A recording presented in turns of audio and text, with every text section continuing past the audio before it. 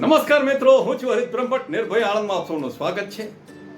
Police, પરિવાર અને સમાજનો માથાનો દુખાવો બની ગયેલો હવસખોર વિક્રમને આજે પકડવો એટલો જ જરૂરી છે. માત્ર ને માત્ર 15 જ વર્ષની કોમળી વયની દીકરીને પ્રેમ જાળની અંદર ફસાવીને વિક્રમે પોતાના સમાજ અને પરિવારની શરમને નેવે મૂકીને સંતા કુકડી 9 મહિનાથી રમીને પોલીસને હંફાવી દીધી છે. આણંદ બાંધણી ચોકડી પાસે આવેલ મહેડાવ ગામનો વિક્રમ ઉર્ફે વિક્કી, ઉંમર વર્ષ 22 નો, તેના જ પોતાના ગામમાં મામાના ત્યાં રહેતી 15 જ વર્ષની દીકરી, જે 9મા ધોરણની અંદર અત્યારે 80% માર્ક્સથી પાસ થઈ છે, જેનું જીવન અંધકારમય બનાવી દીધેલું છે. પોતાની પ્રેમ જાળમાં ફસાવીને 9 મહિનાથી ભાગતો ફરે છે, જેમાં બાળકી અને તેના પરિવારની જિંદગીને છિન્ન ભિન્ન કરી નાખી છે. હજુ તો જવાની શું કહેવાય, ગૃહસ્થી કેવું હોય તેનો ખ્યાલ સુદ્ધા પણ નથી. જે પોતાના મામા મામીને કાળજાનો કટકો, આજે હજુ તો બાળપણ પોતાની જિંદગીમાં જીવંત છે, ત્યાં જ તેને ગામનો એટલે કે મહેડાવ સ્વામિનારાયણ મંદિરની સામે રહેતો 2 જ રૂમના નાના કાચા પાકા મકાનની અંદર માતા અને એક ભાઈ સાથે રહેતો વિક્રમ વાઘેલા ક્યાંક ઉઠાવીને ભાગી ગયો. અત્યારે આમ જોવા જાય તો શહેરો કરતા ગામડાની અવદશા બેસી ગઈ છે. ખૂબ જ ચિંતાજનક વાત છે. શહેરના યુવક યુવતીઓ કરતા ગામડાના યુવક યુવતીઓ પ્રેમ કરીને ભાગતા ખૂબ જ મોટી સંખ્યાની અંદર નજરે પડે છે. તેનું સૌથી મોટું કારણ છે માતા પિતાની આ જીવનની અંદર વ્યસ્તતા.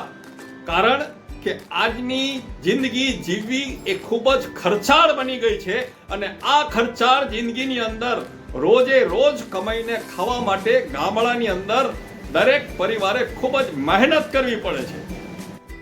અને આવા પરિવારની અંદર જ્યારે માતા પિતા મહેનત કરીને કંઈક કમાવા માટેની કંઈક કોશિશો કરતા હોય, ત્યારે જ આ નવયુવક પોતાને મળેલી છૂટ અને વહાલનો ભરપૂર દુરુપયોગ કરે છે. અને ત્યારે જ આ નાની વયની કોમળી વયની દીકરીઓ આવા પ્રેમ જાળની અંદર ફસાઈ જાય છે. વિક્રમના ઘરની પરિસ્થિતિ તો જુઓ તમે, અને બેસી ગયા પ્રેમ કરવા માટે. પોતાના પરિવારનું તો સુખ દુઃખ જોતા જ નથી. અત્યારે ભાગતો ફરે છે તો વિક્રમ ઉર્ફે વિક્કી, પરંતુ ભોગવવાનો વારો તો એના પરિવારનો આવ્યો છે, એની માતાનો આવ્યો છે, તેના ભાઈનો આવ્યો છે. તેના ભાઈનું થોડા સમય પછીથી લગ્ન થવાના હતા.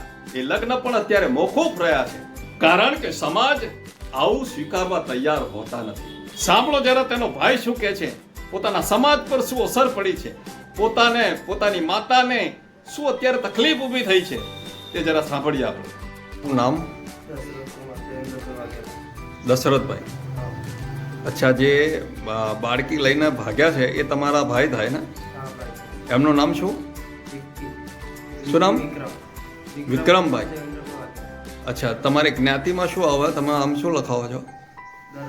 દરબાર. અને જે દીકરી છે એ કઈ જ્ઞાતિની છે? વાળંદ છે. એ કેટલા ઉંમરની છે દીકરી? 15-14 વર્ષ. અને તમારો જે ભાઈ છે કેટલી ઉંમરનો છે? 22. કેટલા દિવસથી ગયેલા છે આ લોકો? 10 મહિના થયા છે. તમને એવી કોઈ ખબર છે કે કોઈ જગ્યાએ એ લોકો હોય એમ? ના સર, અમને કોઈ ખબર નથી. ખબર હોત તો સર કહી ના દીધું હોય. શું તમને કેવું લાગે છે કે તમારા જે ભાઈએ જે કંઈ કર્યું છે એ સારું કર્યું છે એવું તમને લાગે છે?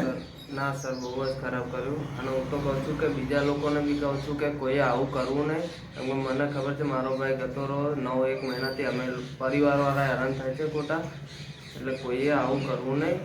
15 જ વર્ષની કોમળી વયની દીકરીને લઈને 9 મહિનાથી ભાગતો ફરતો વિક્રમ ઉર્ફે કોઈ પણ સ્થળે જોવા મળે તો તાત્કાલિક આપેલા નંબર ઉપર કે નજીકના પોલીસ સ્ટેશને સંપર્ક કરવા અમારી ખાસ અપીલ છે.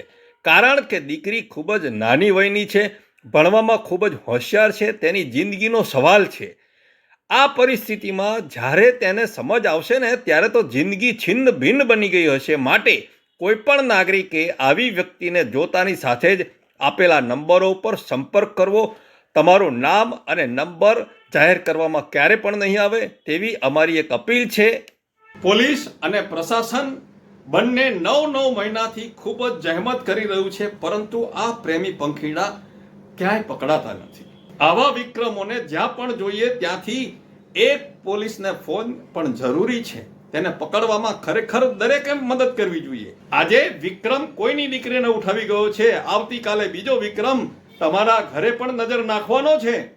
આવા વિક્રમ ઉર્ફે વિકીને તો કડકમાં કડક સજા થાય તેવી પરિસ્થિતિ ઊભી કરવી જોઈએ. કારણ કે ભારતમાં કાયદાની છટકબારીઓથી હોશિયાર, લુચ્ચા, બિનજવાબદાર, છેતરપિંડી કરનાર, હવસખોરો અને ચોર કંપની જેવા કાયદાની આડની અંદર કૂદકા મારીને ભાગી જાય છે.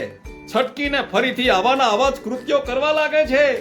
આ જમાનામાં પ્રેમને તમે ગમે તેટલો શોધશો ને સાહેબ, તમને પ્રેમ મળવાનો નથી. આ કળિયુગ છે, કળિયુગ. કળિયુગમાં પ્રેમ હોય ખરો? ના હોય. પ્રેમ શબ્દ તો માત્ર ને માત્ર સામેવાળી વ્યક્તિને ઉલ્લુ બનાવવા માટેનો શબ્દ છે, જાળમાં ફસાવવા માટેનો શબ્દ છે.